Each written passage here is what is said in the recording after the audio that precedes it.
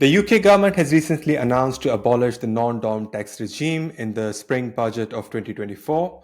Today, we are joined by Laura Sant, who is a partner at LSR Partners in the UK and the firm that specializes in expat and international taxation. And we are going to find out what is this non-dom tax regime and what are the changes and who is going to be affected. Thank you, Laura, for joining us today. Thanks for having me, Sharad. Lovely being here.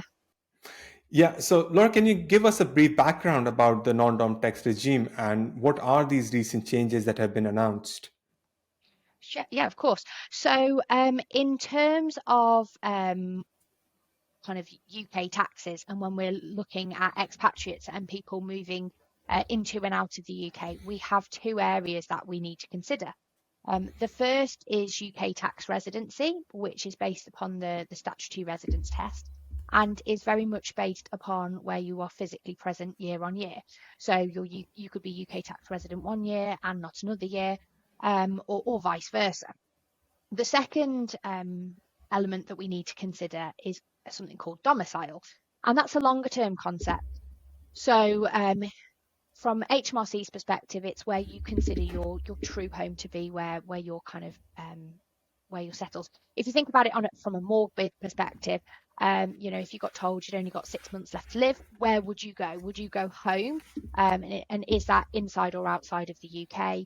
At the point when you passed away, where would you get buried? Would it be inside or outside of the UK? Now, for a lot of people who are coming in to live in the UK for the first time in their life, they don't even have permanent leave to remain. So it's unlikely that they are going to consider at that stage that the UK is their domicile. And for people in that situation, they have some special tax reliefs that are currently available to them. The starting point, if you're a UK tax resident, is you're taxable on your worldwide income as it arises, and that's known as the arising basis. However, for people who are domiciled outside of the UK, they can elect to be taxed on something called the remittance basis. Now, what this means is that you're taxable on your UK sources of income at the point that they arise. So if you're working in the UK, that employment income would be subject to tax as a general rule of thumb.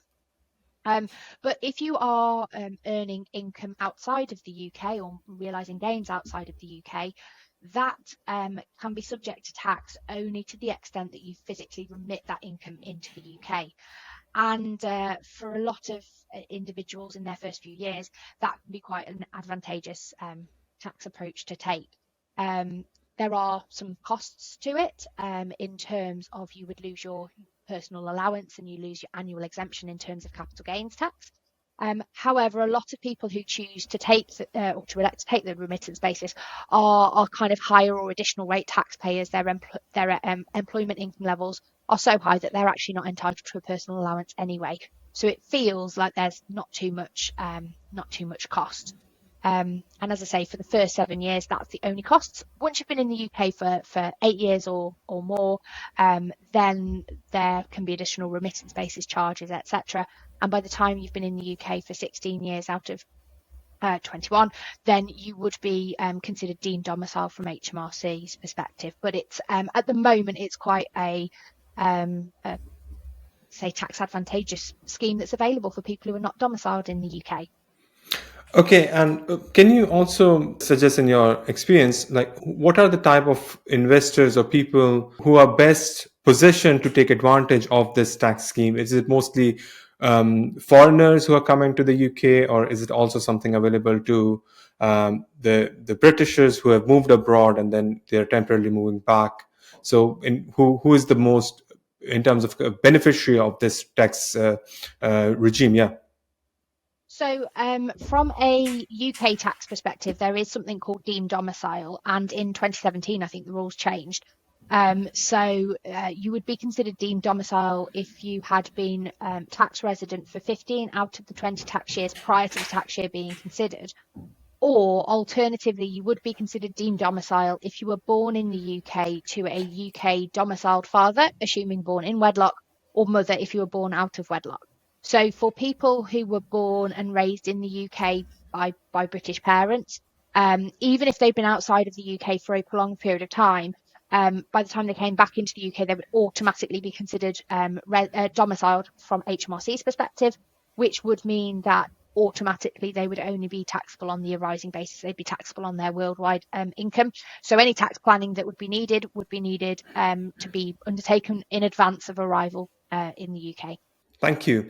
And can you also now advise on what are the changes in the new budget? I understand you suggested that it's a very good tax scheme to avail, but as I said, the tax budget has announced to abolish it. So what will happen to the people who are looking at it or who are already, enrolled in this scheme to benefit from it? So what are the changes?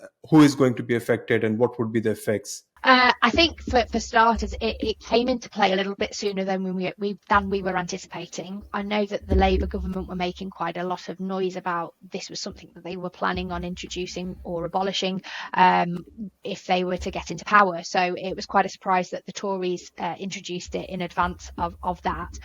So effectively from the 6th of April 2025, so just over a year's time, the remittance basis is going to be abolished and a new scheme is going to be introduced, known as the Foreign Income and Gain Scheme, or FIGS, from the 6th of April 2025. Which is going to be based more upon your UK tax residence position.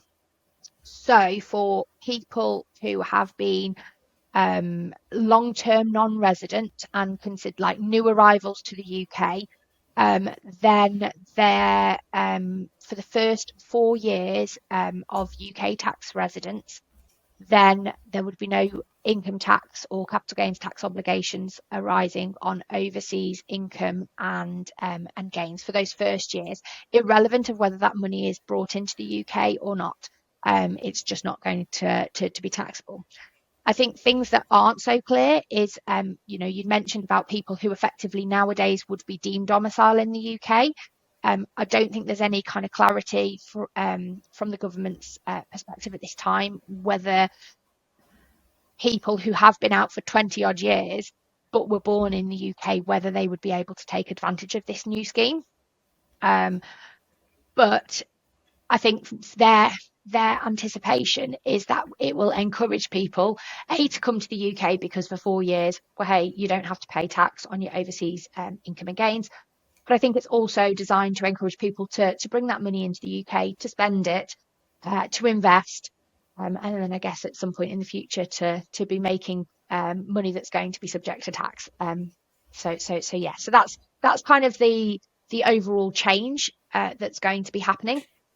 However, they have acknowledged that obviously they're going to need to do a bit of a transitional period for people who are already considered or who are currently within the remittance basis scheme and are currently not domiciled in the UK. So for them, anybody who is already in the UK who would be within their first 4 years come 6th of April 2025, they will fall within the FIGS scheme for the remainder of their 4 years.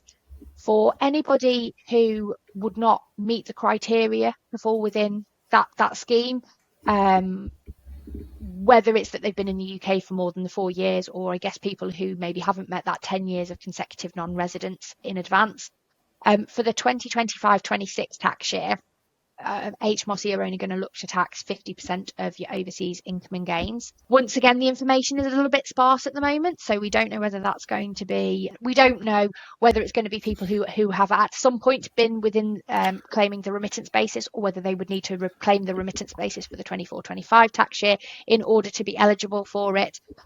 We need some more information in terms of that. However, there's some other reliefs, transitional reliefs that are going to be available in terms of remitting income that's previously been not taxed because it's been subject to the remittance basis. For remittances during the 25-26 and 26-27 tax year, so for 2 years, that income, those income and gains can be remitted at a flat rate of 12% tax to try and encourage people to bring that money into the UK.